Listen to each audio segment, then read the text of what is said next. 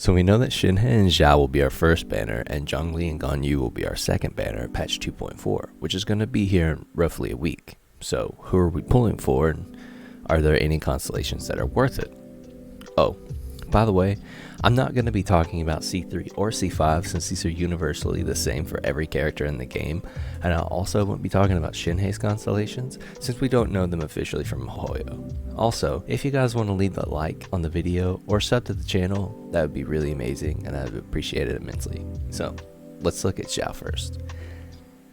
Xiao's C1 increases his dash charge by 1, which is really good since Xiao's dash is a lot of damage and also generates 3 particles, and each particle is 5 energy, effectively just giving him more damage and 15 more energy since you dash all your charges then burst, so you can catch all your particles as your burst is casting. Overall, pretty good. Xiao C2 is when he is in the party and not on the field. Xiao's energy recharge is increased by 25%, but Xiao's a greedy DPS that wants that field time as much as possible, so you don't want him off field, so this con is pretty useless. Xiao C4, when Xiao's HP falls below 50%, he gains 100% defense bonus. I mean, it's not a big deal since you run him with a healer, typically Jean, GG, or whatever it be. And it doesn't come up much because if you run Jean, then he's not going to really dip below 50%. It's a really weak con. While under the effects of Bane of All Evil, hitting at least 2 opponents with Xiao's plunging attack will immediately grant him 1 charge of his dash, and for the next 1 second, he can dash with no cooldown.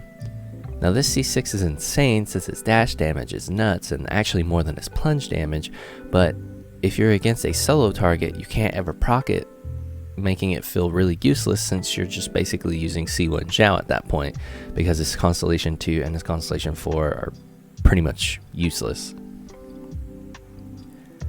Overall, C0, C1, and C6 are pretty worth, but I suggest for most to either stop at C0 or go to C1 if you really want, but don't go any further than that unless you're ready to drop enough bank to get C6 because nothing else is worth it at all. Now on to Ganyu, everyone's favorite workaholic goat. Ganyu's Constellation 1 is actually very good.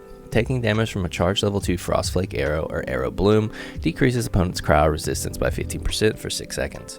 A hit regens 2 energy for Ganyu, and this effect can only occur once per charge level 2 Frostflake Arrow or Bloom hit. Ganyu CT is also very good, because it just gives her another charge of her taunt. Ganyu C4 is insane as well. Opponents standing within the AoE of Celestial Shower take increased damage. This effect strengthens over time. Increased damage taken begins at 5% and increases by 5% every 3 seconds up to a maximum of 25%. The effect lingers for 3 seconds after the opponent leaves the AoE. Ganyu C6 is a game changer for a lot of people, since after using her Trail of the Quillin, caught her next Frostflake Arrow shot within 30 seconds does not require charging, which is pretty insane. Overall, Ganyu is really great at C0, and she's also worth pulling Constellations for, since they're all good. So you can choose to go for C0, C1, C2, C4, or C6 Ganyu, and it will all be great investment if you want to be a Ganyu main. Now let's check out the CEO of GEO, Mr. Zhongli himself. Zhongli C1 increases maximum number of stone steals created by Dominus Lapidus that may exist simultaneously to 2, which is nice since you can use this to keep yourself perma-shielded or use them both at the same time for some more AoE Geo damage. His C2, Planet Befall, grants nearby characters on the field a Jade Shield when it descends. This is nice quality of life, since you could just not think about applying your shield as much, since it will just happen naturally as you rotate your team.